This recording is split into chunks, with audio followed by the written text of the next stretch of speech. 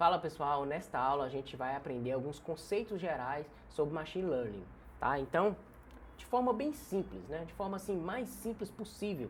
Um sistema que utiliza Machine Learning, ele lê um dataset, cria um modelo para resolver um determinado problema, tá? Então, um dataset seria basicamente um conjunto de dados, tá? E Machine Learning é a ideia de a gente aprender a partir dos dados, né? Ou seja, a ideia é que a máquina aprenda a partir dos dados.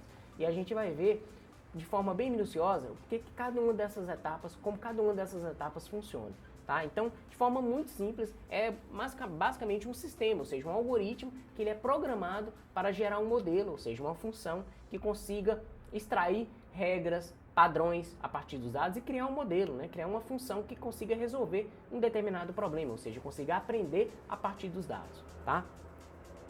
Então, o sistema de Machine Learning, vamos dizer assim, eu estou me referindo aqui a um algoritmo, né? Um algoritmo que é utilizado para criar o modelo, ou seja, então a gente tem diferentes algoritmos que criam, que produzem diferentes modelos. Então, o sistema de Machine Learning, eu estou me referenciando a algoritmos, como por exemplo, algoritmos de vizinhos próximos, o KNN, o SVM, que a gente vai ver mais detalhes aqui, as árvores de decisão, as florestas aleatórias. Então são diversos algoritmos, a gente tem diversos algoritmos que criam modelos a partir do conjunto de dados que é passado para ele, tá? E, como eu disse, dataset se referencia ao conjunto de dados que é fornecido ao algoritmo para que ele consiga aprender, ou seja, para que ele consiga iterar entre os registros, né, iterar entre a base de dados e que ele consiga criar essa função, criar esse modelo que irá pegar essa inteligência a partir dos dados, encontrar um padrão, encontrar uma função que cria essa inteligência a partir dos dados para resolver um determinado problema, tá bom? E o modelo, como eu disse, é basicamente essa função, né? Essa função que ela é otimizada para resolver um determinado problema. E essa otimização que é criada a partir dessa função, ela é criada a partir desse conhecimento que está previamente inserido no conjunto de dados, tá? E o problema, nesse caso, é a nossa necessidade, ou seja, o nosso requisito do negócio. A gente quer resolver um determinado problema, né, que é o requisito do negócio, o requisito do nosso projeto, um requisito que tem que constar em um determinado sistema. Esse é o problema que a gente quer usar Machine Learning para tentar resolver. Como, por exemplo, a gente tem um problema de reconhecimento facial. Então, dado uma imagem de uma pessoa, a gente quer que o computador, que a máquina, aprenda representações que consiga identificar quem é quem é aquela pessoa. Então, esse é o nosso problema, esse é o nosso requisito de negócio, de produto, de projeto. Tá? Então esse é o nosso problema. Então a máquina tem que ser capaz de, a partir de uma determinada imagem, consiga consultar um modelo, né, que foi criado a partir de um conhecimento prévio, a partir de um conjunto de dados, né, essa função consiga identificar quem é essa determinada pessoa a partir simplesmente da imagem dela, ou seja, da foto dela, né, a partir de uma representação que ela criou em seu modelo. Então esse basicamente seria o nosso problema. Tá? Então assim, essa é uma das maneiras da gente dar mais sentido aos termos. Mostrar isso de uma forma mais simples, o que é Machine Learning, né? Os conceitos gerais do que é Machine Learning. Tá? E uma dica que eu sempre acredito que é interessante você pensar também, é você sempre começar pelo problema, tá? Entender realmente qual que é o seu problema que você queira resolver. Então, por exemplo, nessa slide a gente tem alguns exemplos, né, de problemas, de aplicações de Machine Learning do mundo real. Então a gente tem predição de tráfego, então a gente pode pensar num cenário onde você tem um site, um portal, um e-commerce, né? E você quer fazer uma predição do volume de tráfego, né? Você quer saber qual a estimativa do volume de tráfego que você vai ter em um determinado mês, né? Essa pode ser o seu problema. Então isso é um problema do mundo real, de uma aplicação que pode utilizar Machine Learning para resolver esse problema. Um outro exemplo é sistemas, né, na web que a gente trabalha com engenharia de recomendação. Tá? Então a engenharia de recomendação basicamente é o seguinte, a partir do padrão de consumo de um determinado usuário, a gente quer fazer uma recomendação de determinados produtos. Então esse problema é bem comum, se a gente pegar grandes portais, grandes e-commerces como o Amazon, até o próprio Netflix também, que não é um e-commerce, mas sim uma plataforma, né, de filmes, a gente tem essa engenharia de recomendação. Conforme um filme que você assiste, ele já te recomenda outro. Então a gente tem uma inteligência ali, né? A gente tem um algoritmo de Machine Learning por trás, que está aprendendo a partir do seu padrão de consumo de filmes, nesse caso, e te recomendando novos filmes, novas séries, episódios e tal. Tá? Outro caso também de uma aplicação de machine learning do mundo real é a gente trabalhar com detecção de fraude online, ou seja, a partir de determinadas características de uma transação, a gente tem um modelo inteligente que consiga classificar se aquela transação é uma transação fraudulenta ou não, né? Então isso é importante também, das aplicações. Então, como eu disse, é importante a gente começar pelo problema, porque esse problema é que irá nortear todo o seu projeto de machine learning, toda a criação do seu modelo, do seu sistema, tá? Outro exemplo, diagnóstico médico. Né, a gente pode ter diagnósticos médicos a partir de diversos cenários, seja a partir de imagens de exames ou de dados tabulares também de exames ou informações vitais da pessoa, né? Tem projetos muito legal nessa área também, diagnóstico médico é um outro problema. Tá? Reconhecimento de voz e texto, filtragem de spam, que é um problema muito clássico, né? Fazer a classificação se um determinado e-mail é um spam ou não. Né? Hoje todas as tecnologias, todos os provedores de e-mail hoje no mercado já implementam há muitos anos essas tecnologias, já tem machine learning trabalhando ali por trás, né, algoritmos com essa finalidade. Como eu disse também, reconhecimento de imagens, né, detecção de imagens, de pessoas, reconhecimento facial, a gente poderia colocar também como um subcampo aqui, né, assistentes pessoais e tradução automática. Então são diversos problemas, né, do mundo real que utilizam aplicações que tem sistemas, né, que utilizam algoritmos, modelos de machine learning ali para resolver problemas modernos do mundo real, tá? Então a dica é, sempre começa pelo problema. Entenda qual o problema que você quer resolver, que a partir daí você vai nortear todo o seu projeto que envolva machine learning. Então, como eu disse, como a gente tem que sempre começar pelo problema, você tem que identificar qual é o problema. Né? Por que esse problema precisa ser resolvido? Qual é o objetivo? Qual é a finalidade disso? Né? E consequentemente, depois você vai discutir como eu posso resolver esse problema. Então, conforme eu dei alguns exemplos, se a gente tiver um problema de detecção de fraude, a gente provavelmente vai trabalhar com técnicas de classificação, ou seja, algoritmos de machine learning que trabalham com tarefas de classificação. Se a gente tiver um problema de detecção de spam, também a gente vai trabalhar provavelmente com classificação. Diagnóstico, como o exemplo aqui de diagnóstico médico, a gente também está aqui, vai trabalhar com algoritmos e tarefas que trabalham com classificação. Tá? Se a gente já estiver trabalhando com a questão de estimativa, de preço, de risco, de volumes de vendas, a gente vai trabalhar com tarefas do tipo regressão. Tá? Então é importante você definir primeiro o seu problema e ter clareza disso. Para logo em seguida você definir quais são os algoritmos, quais são as técnicas, quais são as metodologias do seu projeto que envolvam machine learning, tá bom? Então, pensando em estimativa, pensando em estimar um valor contínuo, a gente vai trabalhar com regressão. Pensando em estimativa de risco, volume de vendas, volume de estoque, preços de ações de mercado, por exemplo, o mercado financeiro, a gente provavelmente vai trabalhar com técnicas de regressão, ou séries temporais, ou qualquer outra técnica, seja estatística ou de machine learning, que a gente consiga estimar um valor contínuo, tá bom? Então, começar com um problema é muito importante, que a partir daí você, mais uma vez, você norteia as tarefas que você vai precisar para desenvolver o seu projeto.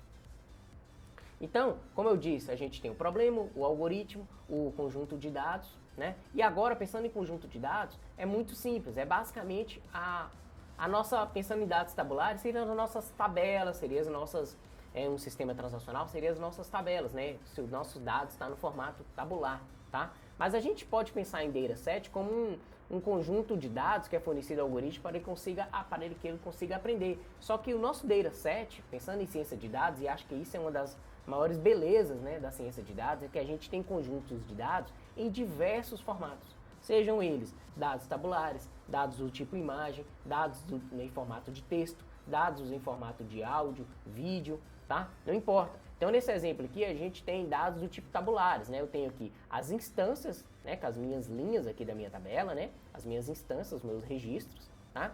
E eu tenho as minhas features, ou seja, são os atributos, são as features que eu irei passar para o meu algoritmo aprender e gerar o meu modelo. Né? Eu tenho a minha instância, eu tenho as minhas features, eu tenho a classe. Tá? Então, se eu estiver trabalhando com a tarefa de classificação, eu vou ter a classe, que ela pode ser binária ou categórica. Tá? Se eu estiver trabalhando com a tarefa de regressão, com o problema de regressão, logo o meu dataset vai refletir esse problema, eu terei aqui os valores do tipo contínuo.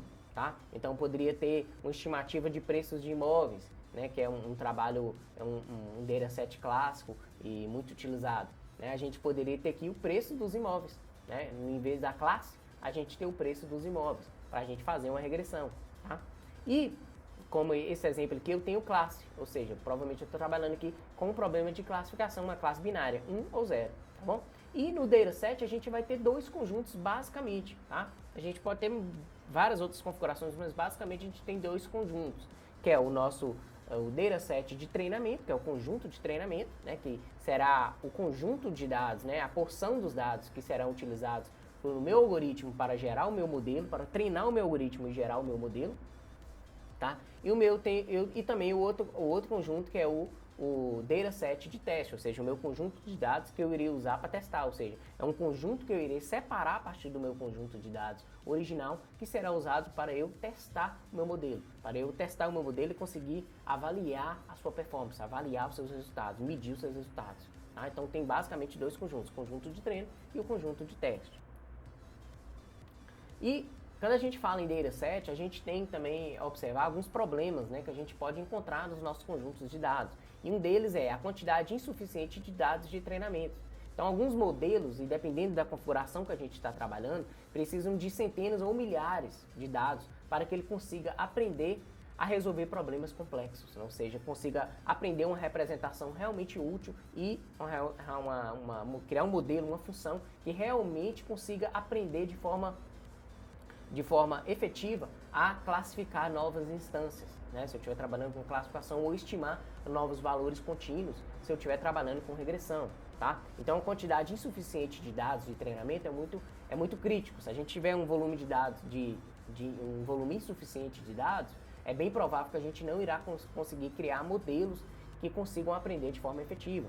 Outro problema é dados de treinamentos não representativos, ou seja, os dados que são utilizados para treinamentos não refletem a da realidade do ambiente de teste. É como se você treinar o seu modelo com uma realidade e na hora que você for testar, colocar em produção, o seu conjunto de teste não tem nada a ver com o conjunto que foi produzido para treinar para passar o seu algoritmo para que ele treine e consiga criar um modelo efetivo, ou seja, um modelo realmente útil.